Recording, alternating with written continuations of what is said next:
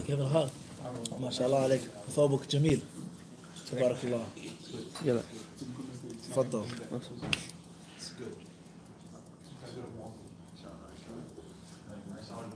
وعليكم السلام. I have a question, Sheikh. تفضل. طيبين؟ لا.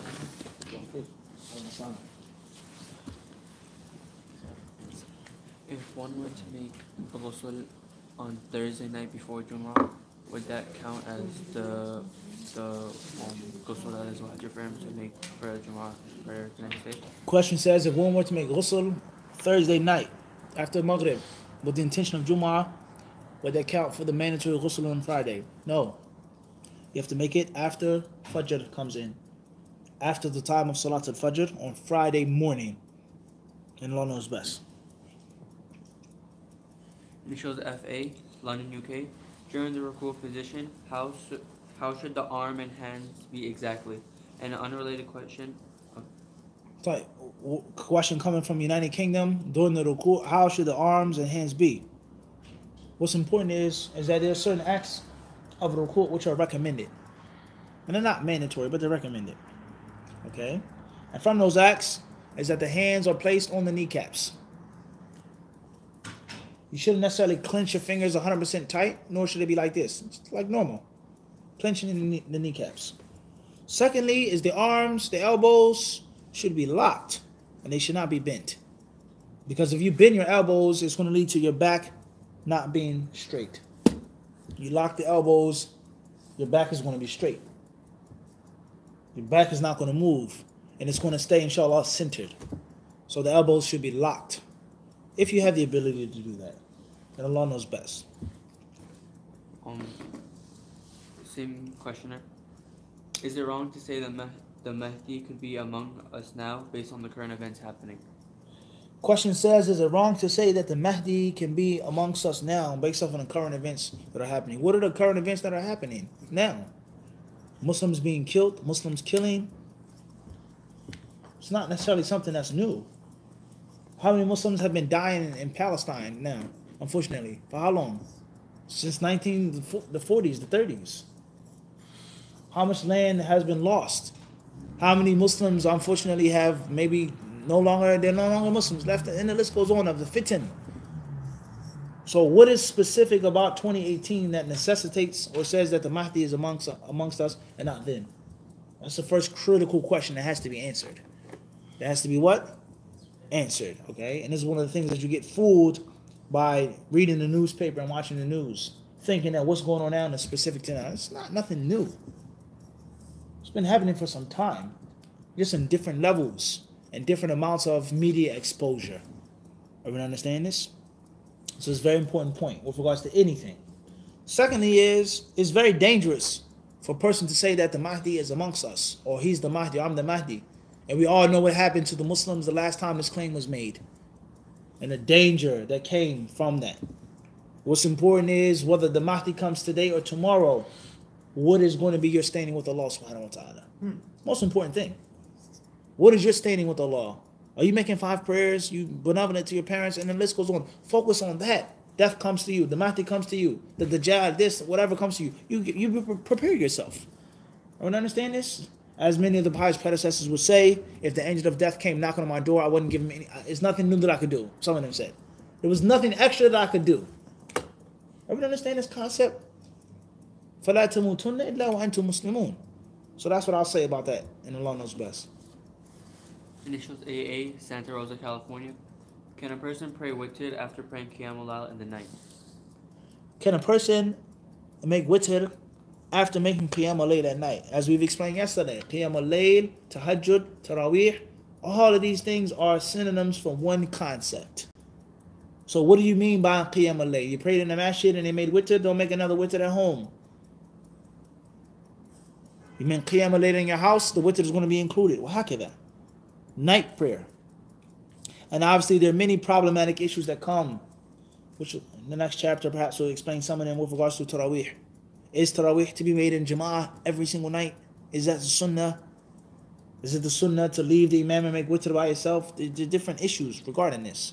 What's important is praying at night. Praying at night. And the witr should be the last cherry on top of your cake. No 2 cherries on the cake. You understand this? Wherever you make and eat your cake is what? It's your discretion. What's important is put the cherry on the cake and eat it. Huh? Allah knows best. Initials BH, Poland. The city. Initials IM, Grand Rapids. I think that's MI. I don't know. I'm not sure. Missouri, like last night. MO. That's Michigan. Grand Rapids. Sahih? Is it MO, Missouri? I'm not answering questions from last night, brother. Hayakallah Sheikh Mufti. Nah, it's not Minnesota. Minnesota is an MI. Clear. Alaikum salam. Barakallahu fika Muhammad. Jazakallah khairan. What is the ruling on a child born from invalid marriage? The ruling on a child born from invalid marriage. Where's the question come from? That's from Grand Rapids? Okay, tell you. I'm him. Child is born. There's no ruling. Child is on earth now. Someone has to take care of the child, look after the child, feed the child, educate the child, raise the child as a Muslim. As far as the man or the husband or the woman or the wife, etc., that's a different story. Okay? A child that comes from illegal fluids, it's not lawful fluids, it's not marriage. It's conceived illegally. The father does not have the right to claim that child. The ascription is not given to the child from the father.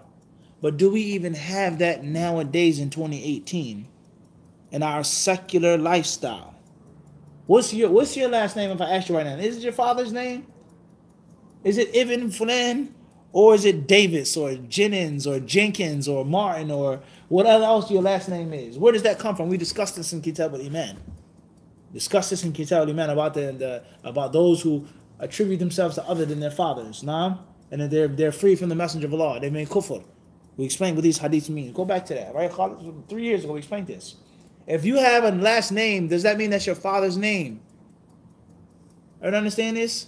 Is that your father's name? Are you giving yourself a different name if you change your last name to Abdus Salam? Everyone understand this? We explained this.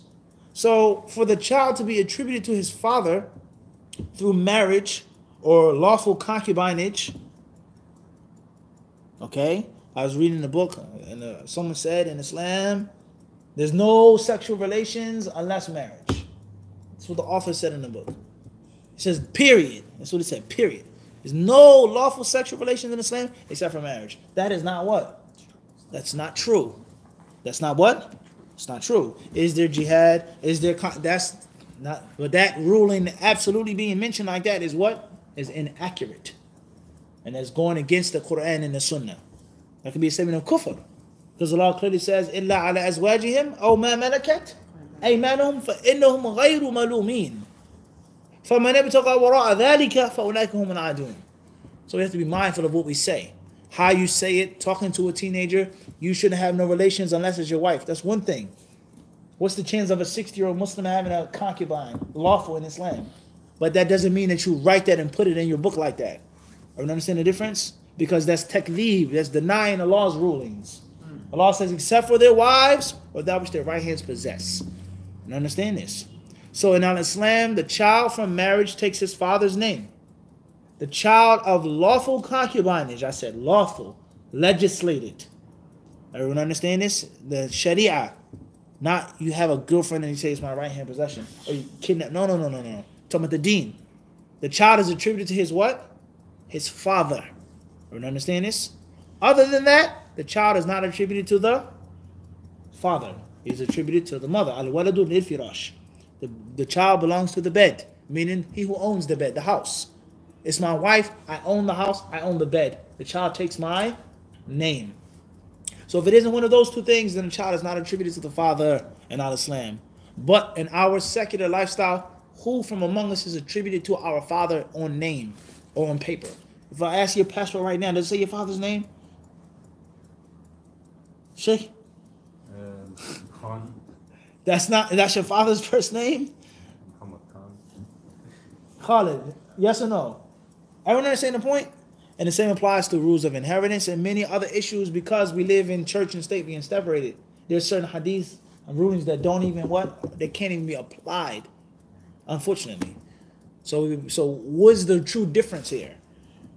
The child is going to be named such and such, zina or marriage. Everyone understand this? In Islam, can you say that this is my child? It's from zina? Or say there's a child from other than zawaj? We've explained the misconception about that hadith as well. The child of the bed is the lawful child and not the what? Unlawful child. Legitimate child is the child of the bed and not the opposite. As many brothers and sisters say. They say there's a child of the bed. That's a wrong understanding of the hadith. Everyone understand this? As far as living in a society in which people make zina like they drink spring water, day and night, every aspect of the culture is surrounding zina. Cartoons have zina in them. You learn about love and romance, Pepe Le Pew, Bugs Bunny, all these things. What? Muppet Babies, Miss Piggy. You learn about that from what? From day one. You learn about this from day one. Giving a girl a kiss. And unfortunately in 2018, you may learn about it giving a boy a kiss. Waliyadhu billah. Or two Papa Bears being in the story, taking care of a baby bear. La hawla wa la quwwata illa billah. In books today. Huh? Two father gooses. Or geese. Whatever, however you say it. Back in the day it was only what? Mama goose. Huh? Papa bear, mama bear. 2018 it may be what? A'udhu billah. Ithnain, huh? Two Papa Bears in one story. La hawla wa la quwwata illa billah. May Allah protect our children. This is not a joke. This is serious. But the fact of the matter is that the child learns about zina from day one. Movies, cartoons, comic books, school. It's okay to have a girlfriend. Sweet 16, Valentine's Day. Kiss a girl. The list goes on. You learn about zina. So the people, they keep making zina, they keep having these illegal children, and the first thing that they say is, that's not my child. It's a child of the bed. It's a child of zina. In other words, there's no responsibility anymore. I sleep around, she gets pregnant, and it's what? Not my child. And then another say what? It's not my child. And the next thing you know, we have a bunch of children around with no father, no provider, no caretaker, no name, no nothing. And that is exactly what has happened. And that is fake piety and convenience. We implement the sunnah when it's what? Convenient for us. I don't feel like paying for that child. I'm no longer with his mother or whatever. So therefore it's not my what? It's not my child. It's the child of the bed. That's going to lead to many, many, many problems. So how can you sit here and look at the child and the child looks just like you? Your nose, your eyes, your facial expressions, your big toes on the child. And you don't give the child a dime. And then you say what? Oh, that's before Islam, that's in Jahiliyyah. Khalas. What type of stuff is this? How much stuff do you have, Khalid, from Jahiliyyah in your house? If you want to browse, how much stuff do you hold on from Jahiliyyah? Pictures, right? Timberland box of money, illegal haram money, pictures. Back in the day, I was this, I was that. Do people get rid of those things? They still have them. They still cherish them. They still have relationships and connection with Jahiliyyah. But the child, the responsibility, the burden, that's what? Cut that off. That's a problem. That's a what? It's a huge problem. So we have to be mindful of all of these rulings. And Allah knows best. Initials OS, Columbia, Missouri. Assalamu alaikum. If it's Huh? Columbia what? Missouri. Missouri. That was last night. M.I., right? M.O. M.O. or M.I.? M.O. طيب تفضل. Assalamu alaikum. If a sister is going to teach elementary school, what age of boys should she refrain from teaching to avoid those who may hit puberty? Who said that she has to avoid teaching boys? Empty your cup. We never said any rulings about that. Ala kulli hal, as we've explained before, there are details with regards to free mixing. If you feel uncomfortable, if you're of this understanding of absolute, it's halal or it's haram, whatever, do that. And avoid anything that causes you to have doubt. If you feel that it's permissible to teach young boys until they reach a certain age, say it. If you believe that it's haram, they're young boys, they have imaginations. There's some that reach puberty early. There's some that come from different degenerate, broken down households that watch haram things, listen to haram things. It's still a fitna. How many people have crush on their teacher? Khalid. It's real or not, huh? It's a reality.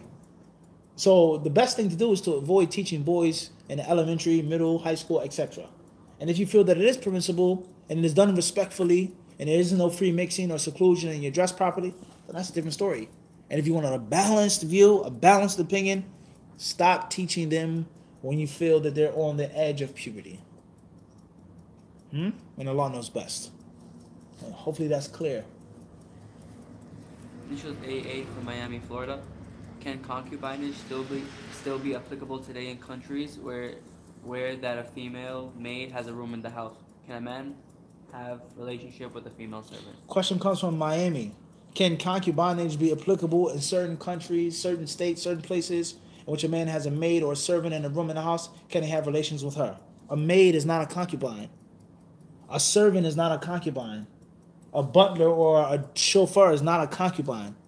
In English, according to Christians, to Jews, according to other faiths and other religions, in Islam and in Arabic, concubine has a meaning and servant has a meaning. Even slave doesn't necessitate concubine. The word slave and the concept of a slave does not necessitate a concubine. That's wrong. Everyone understand this? The slavery, the history of this country, slavery in China, imperial eunuchs, and the list goes on. Just because someone's a slave to someone doesn't mean that they're his concubine. There's slaves who have husbands, women. Doesn't mean that.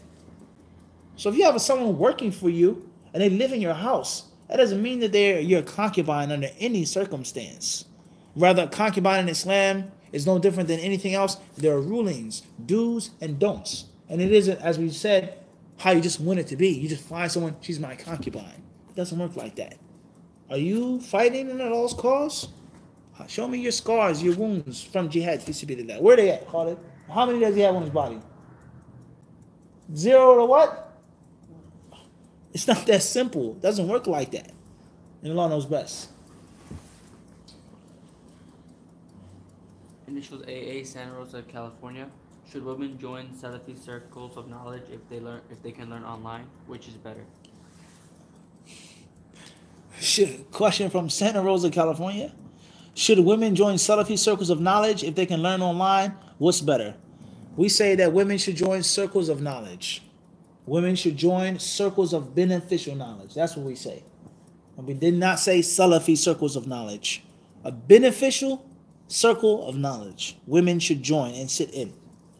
If this circle is entailed of sisters or it entails sisters and women, join the circle. Perhaps it's better.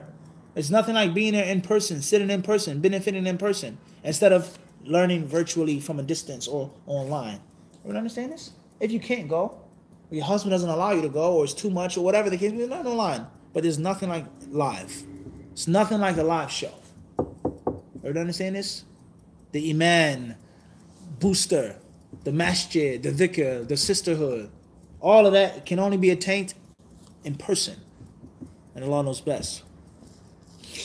تفضل يا أخي. أتريد أن نكلم في اللغة العربية في دروسك؟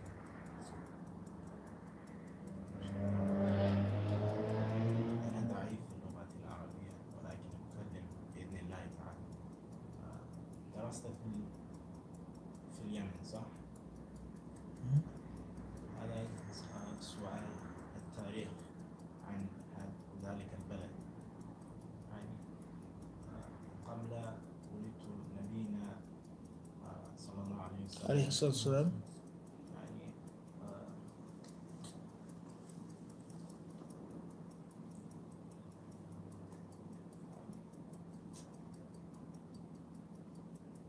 بعد الدرس أحسن. إن شاء الله فكر رتب الأفكار وأجيبك إن شاء الله. إن شاء الله. جزاك الله خيرا. هكذا تتعلم بالميراث. ممارسة. كثرة ميراث. Initials SA, Newark, New Jersey. Is it permissible to receive money from an individual that works in a place where lottery and cigarettes is being sold? Question from Newark, New Jersey. And inshallah, this will be our last question tonight. Is it permissible to receive money from someone who works in a place in which there's lottery or cigarettes or pork and things like this, alcohol, etc.? The best thing to do is to avoid it. Don't take any money from them if you can. That's the best thing to do. If it's a necessity, it's a must, that's one thing. But if you can't avoid it, stay away from it. As far as is it permissible or not, then it depends. The only thing that this person does is lottery. All of his wealth is haram. Of course, you can't eat it. But I sell lottery. I also sell potato chips and juices and water and cakes and pies and pieces of fruit and 5-hour energy and ginseng, etc. was in a store, a corner store, a deli or a bodega, whatever you call it. Everyone understand this? So if the wealth is mixed, then you can't say that every single dime and penny is haram. Because there are many things in the store which are permissible. Rather, most of the store or most of the products may be permissible. And the lottery and the shisha, the hookah, the cigarettes or whatever they sell, that may be the minority. The beer isn't the largest section in the beverage section. Correct or incorrect? And a liquor store, that's a different story. But in a corner store or deli, the beer section is not the what? Biggest section. So you may have said 20 drinks a day, 30 drinks a day. 15 of those drinks, 10 of those drinks maybe, beer or wine. So the money is mixed up. It's a mixed amount of wealth. So it's not necessarily haram to take something or anything from that wealth. But the best thing to do is to avoid it because you don't know. And it's just generally mixed. It's khabith, mixed with tayyib. And that's not a good source for a Muslim to eat from. And obviously this is a very difficult issue today. And oftentimes very hypothetical, not necessarily practical. How many people have haram jobs or haram aspects of halal jobs? So we have to be mindful of that. And Allah knows best. Sallallahu alaihi wa sallam wa barak ala abdihi wa rasulihi nabiyina Muhammad. Jazakumullahu khairan.